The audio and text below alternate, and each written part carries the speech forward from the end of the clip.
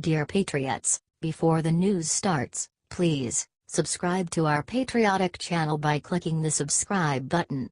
Give us a thumbs up to this video. Don't forget to leave your opinion below in the comments section. Share the news on Facebook and Twitter so you friends see it. Thank you. Horror show last night. Miss America did something unforgivable to President Trump. Last night the liberal elites managed to destroy another great American institution in their ridiculous fight against President Donald Trump. Apparently the Avengers, Star Trek, and half of the TV shows were not enough. Now they came for Miss America. The setup was a classic one. You had the swimsuit competition, the talent competition, and the question and answer part. That's where it got tricky. Instead of asking questions about the girls, it seemed like every question was all about Trump. I mean, come on you all. The winner of the show was the girl who was asked if Trump should have left the Paris Climate Accords, which she said no, and another girl was asked if Confederate statues should be torn down. Not only that, but one of the other girls was straight up asked if Trump colluded with Russia. I'm sorry, you all, but that's just ridiculous. Unless the girl they asked that to was a US or Russian intelligence agent, she has no possible insight to offer into a collusion scandal. So this is what it has come to. Fine, if they will not treat us on the right like people, we do not need them. We can make our own pageants, movies, and TV shows. Isn't it high time we take these elite tests down the American, capitalist way?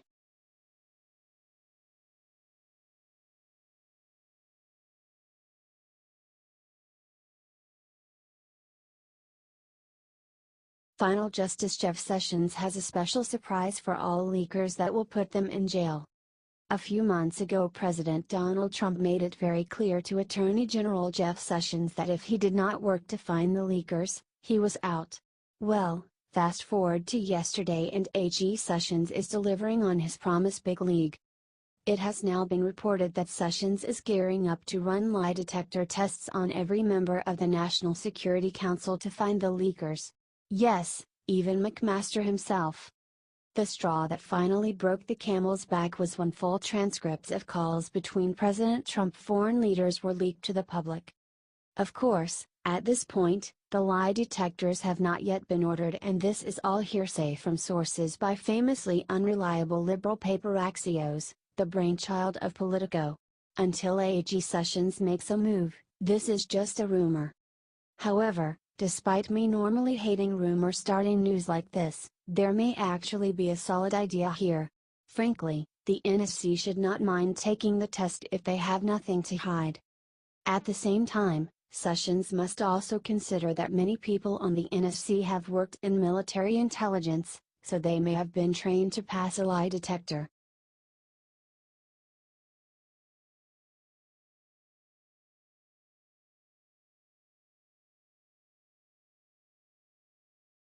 War-ready Steve Bannon just said 5 shocking words that'll has Congress freaking out. When Steve Bannon left the White House, he claimed he was going to war for Trump against his opponents. Now we know exactly who he was talking about. During an interview with CBS 60 Minutes, Bannon claimed that establishment Republicans are not gonna help you unless they're put on notice. What Bannon said next should give them all cause for concern. They're gonna be held accountable, he stated, if they do not support the President of the United States. Charlie Rose then asked for clarification, "You're going to war with them?" "Absolutely," Bannon answered. Considering Bannon was the architect of the campaign that sent the ultimate outsider to the Oval Office, Congress shouldn't take this threat lightly. Bannon has already proven himself immensely capable when it comes to taking down the establishment. If they cross the president and his agenda, he might have to do it again. Watch Bannon accuse the establishment of trying to nullify the 2016 election in the video below. Share if you support Bannon's decision to put Congress on notice. We need to drain the swamp and get these fake Rhinos out of there.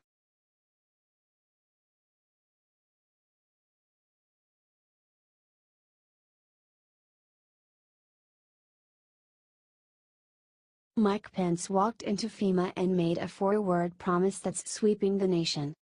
Vice President Mike Pence spent the weekend with President Trump and his cabinet making plans to address Hurricane Irma and addressing other major governance concerns. On Sunday, Pence visited the Federal Emergency Management Agency, FEMA, headquarters to get an understanding of the progress of the federal government's relief effort. Pence was caught by reporters at FEMA and said something that should give everyone faith in the Trump administration. "Wherever Hurricane Irma goes, we'll be there first, with the resources and support to save lives and to help and recover. This is a very dangerous storm, life-threatening, clearly." The briefing this morning caused the president to have great concern. "The people of Florida need to know that our hearts and prayers and all of our efforts will be with them until this storm passes. Do we have some great people in the White House or what? This is an administration that is doing its utmost to protect American lives and mitigate all possible damage." For his part, President Trump has been monitoring the storm closely from Fort David and tweeting out words of support and evacuation advice to those in Irma's path. One tweet Saturday evening was particularly reassuring. "Irma has made landfall and is making its way up the west coast of Florida, and our president and his team has our back. Share it out so everyone can see." HT Fox News.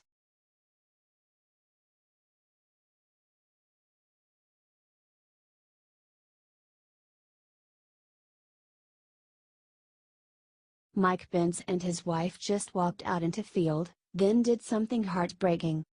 On the 16th anniversary of 9/11, Vice President Mike Pence credited the heroes of Flight 93 with saving tons of lives and maybe even his own.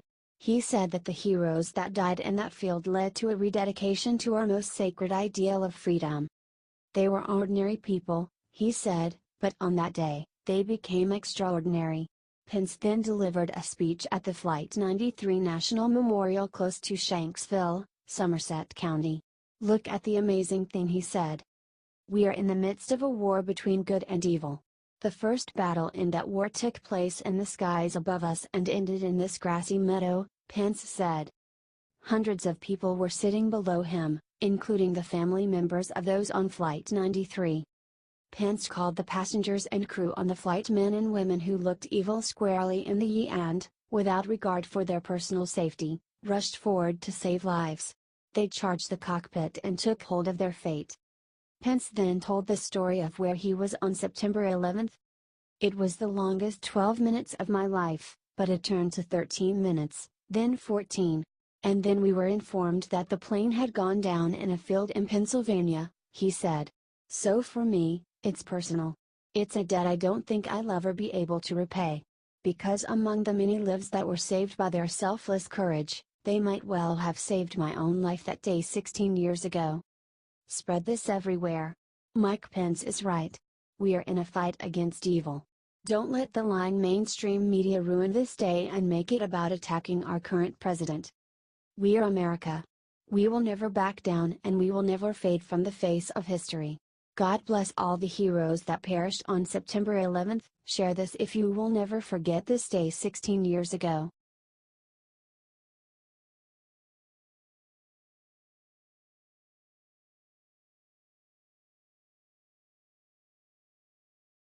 Charlie Rose asked Bannon if he's racist. Watch Steve Bannon suddenly go insane on him. If you didn't see the Charlie Rose, Steve Bannon interview, then you need to watch it. Steve Bannon didn't take any crap and shed a lot of light on what has been happening in the White House. One of the greatest moments was one of the ones you are about to watch. Bannon began by telling Charlie Rose that he was raised in a desegregated neighborhood on the north side of Richmond, Virginia that was predominantly black. "I went to an integrated school, a Catholic school. I served in the military," Bannon continued. "I don't need to be lectured, by a bunch of limousine liberals, okay, from the Upper East Side of New York and from the Hamptons, about any of this. My lived experience is that. I don't need the affirmation of the mainstream media," Bannon said. "I don't care what they say. They can call me an anti-Semite. They can call me racist. They call me nativist. You can call me anything you want. Okay? As long as we're driving this agenda for the working men and women of this country, I'm happy." Bannon then mentioned that the media is continuing to play the race card to try and make Trump seem like a racist.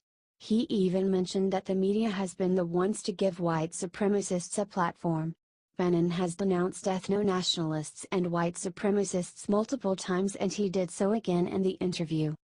It is very sad that the mainstream media has given white supremacists such a huge platform in order to try and take down the president.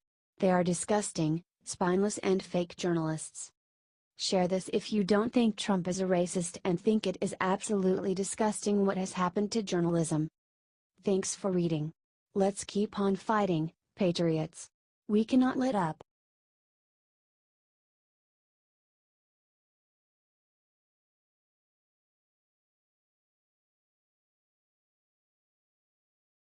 He did it. Mexico just did something incredible for Donald Trump that nobody saw coming. While the media was busy panicking over the weekend about a mixture of the awful hurricane in Florida and Trump's big negotiation with the Democrats, everyone missed the amazing thing he did with Mexico. If you believe the mainstream media, y'all may think that Mexico hates Trump so much they may build a wall to keep him out. Not true at all. According to a new interview with Mexican Ambassador Jeronimo Gutierrez, Trump has been working behind the scenes with great results. In an interview yesterday with The Hill, Gutierrez revealed that Mexico is actually starting to get closer to the US with Trump in charge than when it was all media clutter against him. My own view is that we're in a better shape now than when we started early this year. Gutierrez. Now, that is not to say that President Donald Trump and President Nieto are gonna be watching football together on the weekends, but it turns out they do see eye to eye on some major issues. It's no secret that we have had our share of difference with the Trump administration. Those differences are public, they're known. What both sides have strived for is to find common ground within those differences. One of the positive things about what has been built over the past 6 to 8 months is the fact that both sides believe the other guy is honestly trying to reach a deal on different aspects of the relationship. Now combine this report with the fact that Trump is busy renegotiating NAFTA right now, and it looks like a sign of good things to come. This is the kind of stuff the MSM wants to bury, and that's why it's vital that y'all get this shared out to every conservative you know.